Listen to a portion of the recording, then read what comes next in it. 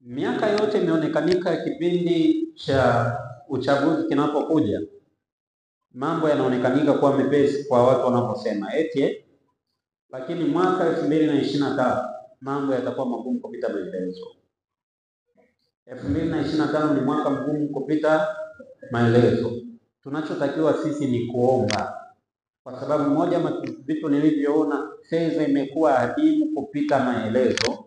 Lakini ndio kama taifa tunatakiwa kuomba. Mimi na wewe tunatakiwa kuomba. Wewe na familia yako tunatakiwa kuomba. Jengine changamoto inayotukabili ni rasilimali. Rasilimali zetu ni chache. Kama mnavyojua, mara nyingi tunategemea kupata kutoka nje.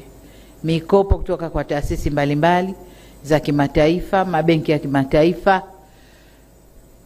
Lakini yaliyotokea nchini kwetu yametutia doa kidogo.